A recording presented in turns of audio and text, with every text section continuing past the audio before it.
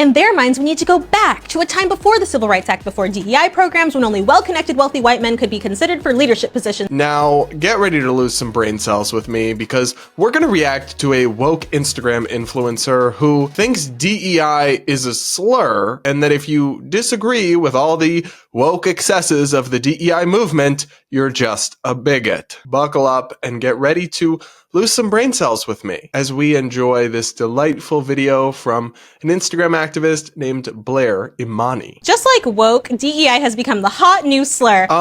It's not a slur. First of all, y'all think it's a good thing, so how is saying it and applying it to you offensive to you then? And it is a real thing that's happening all around us, so it's not some slanderous thing you're saying about someone. Again, like, it's just not a slur, but go off, I guess.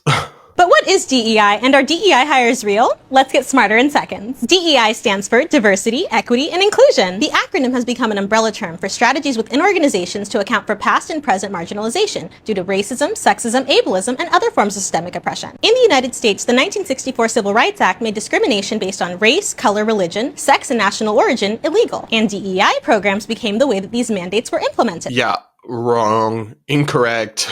Fact check, false. The Civil Rights Act was passed in 1964, and it was enforced through various legal and governmental mechanisms, but not through DEI, which didn't exist in its modern form until the 2000s. This is completely ahistorical nonsense, and in some ways, DEI initiatives run afoul of the traditional civil rights movement and the Civil Rights Act because they openly involve race and gender and sexuality-based discrimination in the opposite direction, which if you actually authentically lived up to and upheld those original civil rights laws would be illegal. Framing the modern DEI movement as an extension or the original interpretation of a civil rights movement is so wrong, because in some ways it's actually a step away from it and a perversion of the things that it stood for. Ooh, but remember, guys, we're getting smarter in seconds or something. Legislation that bans discrimination benefits everyone, except bigots. I mean, yeah, we're all against racial and gender discrimination and the like, but that's part of why we're against DEI. Some DEI is literally discriminatory against certain groups to uplift others. Just to give you one example, the Wall Street Journal just published a big expose about DEI at the University of Colorado, where they openly admit that they were discriminating in hiring of professors so that they were only looking to hire BIPOC professors, Black, Indigenous, and people of color. One faculty member at the geography department literally wrote, "Our aim is specifically to hire a Black, Indigenous, or Latinx faculty member." One version of their application form, which was used in dozens of the hiring plans, asks departments, how will this hire increase the number of underrepresented faculty members in the unit? Example, faculty of color, women in disciplines where unrepresented. So in some cases, in many institutions and places, DEI has turned into discrimination in its own right. But go off, I guess? DEI programs are crucial, especially in the context of a country that, while founded on freedom and democracy, excluded women, Black people, Indigenous people, immigrants, disabled folks, and more. But how does DEI work? Say that systemic sexism in an office meant that women applicants were not considered unless they applied to be a secretary. The 1964 Civil Rights Act made that illegal. DEI programs were designed to dismantle such biases and create equitable hiring practices, ensuring that women would be considered for all roles based on their skills and qualifications instead of being excluded because of sexism. Again, this isn't what DEI is. If this is what DEI was, it would be diversity, equality, and inclusion. But it's not. It's diversity, equity, and inclusion. Equity is something meaningfully different and, in fact, in conflict with equality. DEI in this scenario that she's talking about would be mandating that corporate boards have a woman on them, or some sort of forced reverse discrimination to try to right historical wrongs. It's not just prohibiting discrimination and hiring qualified women when they're the best applicant.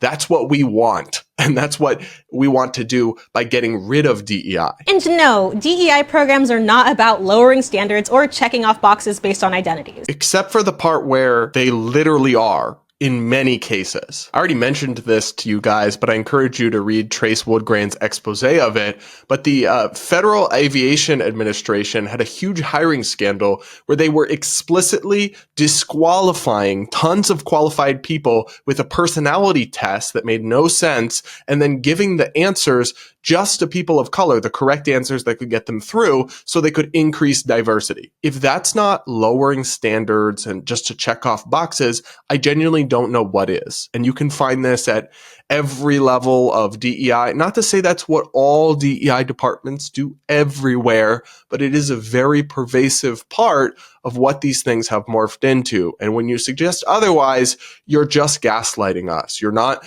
making us smarter in seconds. They're about fixing a rigged system, accounting for systemic oppression, and giving everyone a fair shot. And even with DEI programs, discrimination persists. Candidates with white-sounding names are more likely to receive callbacks. Women are less likely to be promoted. And it is still legal in the United States to underpay people on the basis of disability. First, to the extent discrimination still exists, that's a problem, and we should work to end it and get rid of it. But the DEI nonsense, the affinity groups, and the quotas, and the reverse discrimination, all of that actually, whether these people realize it or not, and I have to believe they don't, at least people who seem well-intentioned, they reinforce the differences and distinctions between us in these groups. They re-separate us. They re-emphasize these things. They fuel resentment. And in that way, they probably make discrimination a little more common or make it a little more persistent and take us further away from the equality, non-discrimination that we should all want to move towards, which obviously, humans are humans. We're not perfect. We're not all good. There'll always be some discrimination, but we should be striving to get as close to equality as possible. And I think ironically, some of this stuff that this person is defending and advocating for reinforces group divides and resentment and makes discrimination probably more persistent and sticky than it would otherwise be. And the thing about it's still legal to underpay disabled people is a total red herring. The reason there are exceptions for some forms of disability to things like minimum wage laws is so that people who have handicaps of various kinds can still be employed in some capacities where companies want to hire somebody with, say, Down syndrome or something to do something, but are not going to pay them $20 an hour under California minimum wage laws in their city or whatever. That's why those exist. If anything, those exceptions are there to try to foster and promote inclusion, but these people, again, just don't know what they're talking about. In 2020, many DEI programs came to the forefront of public discourse, particularly following the tragic murder of George Floyd. In some cases, DEI programs received increased attention, funding, and interest. But the increased attention meant increased backlash. Phrases like DEI hire have long been used to discredit anyone who does not benefit from the status quo. This is because in their minds, it's impossible that, for example, a black disabled woman could be the most qualified candidate for a given role, which says more about them than it does about her. No. The reason that phrases like DEI hire exist is because y'all have explicitly said you're making decisions based on race and gender. I mean, this happened at the highest levels of our freaking government. Joe Biden specifically said, I'm only hiring a woman as my vice president, and I'm leaning towards a woman of color.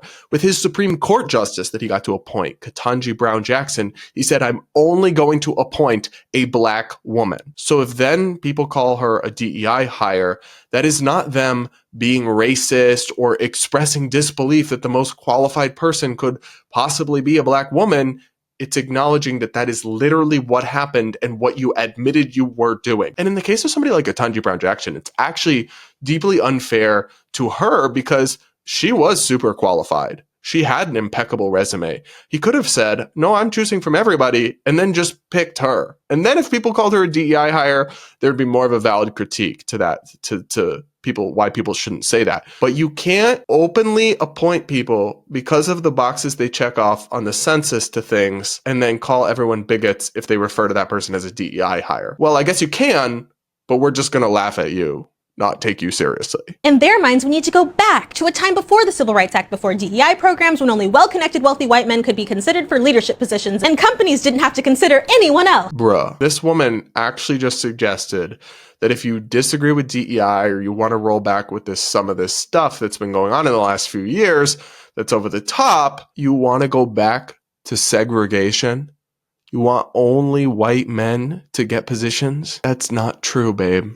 That's just a complete caricature of the opposite view, which you clearly don't understand at all. But that's white supremacy, the false and harmful idea that white Western Europeans are inherently superior and should therefore rule society. It's also patriarchy and any oppressive ideology that says only a select few people are capable, intelligent, and human enough to be included. So it's no surprise that the same people who want to ban DEI programs are the same ones trying to ban us from learning why we needed them in the first place. I literally have no idea what the frick she's talking about. Nobody's trying to ban you from reading about things or learning history. Like, the Delulu is strong with this one. And in some cases, they have been successful. Anti-DEI efforts are about restoring white supremacist patriarchal control, not about fighting for freedom. No, they're about restoring equality of opportunity and non-discrimination and ending divisive woke BS. You can argue against that, but try not to totally strawman all of us, including the many minorities and women and different people who you say you're fighting for who are sick of DEI. Like, you could at least give us the benefit of the doubt of not saying we're literally white supremacists who want to go back to before segregation was ended. Like, come on now. That's freaking ridiculous and offensive. I've been accused of being a DEI hire before, but I would rather be hired based on my skills in a fair process than simply selected because a supremacist thought I would reinforce the status quo. Oh my gosh. I feel like we're living in different realities. If your idea of DEI means being selected because of your skills in a fair process, like, that's what we want when we want to get rid of DEI. But a university saying we're only looking to fill this role with a BIPOC Latinx professor is not selecting someone because of their skills in a fair process. Like, the math here is not mathing whatsoever. And I'm sorry if people have called you a DEI hire. I don't know what job that'd be for, the full details, so I really have no way of ascertaining whether you are or not, but I'll just say this: publicly displaying complete incompetence and ignorance doesn't help your case. Smarter in seconds. More like dumber in minutes that felt like hours. Guys, we react to a lot of woke, insane crap on this channel, but to see such a prominent influencer peddling this kind of thing really gave me brainworms. Like, I definitely incurred some permanent loss of brain cells from watching that video, and I'm guessing you did too. So kudos to you for sticking it out with me. I really appreciate it. Appreciate you guys tuning in. This show is growing like crazy. The numbers are through the roof. I appreciate each and every one of you, even if you don't always agree. If you hear me out and you respectfully share your own opinions, that's all I ask for. And that's the kind of defining rules of this community we're building. So please do make sure you're subscribed. If you aren't yet, do hit that like button before you go. Comment with your thoughts. I do read the comments and I love hearing what you guys have to say. A big thank you to today's sponsor, Lumen. Remember to check them out in the description, and we'll talk again real soon.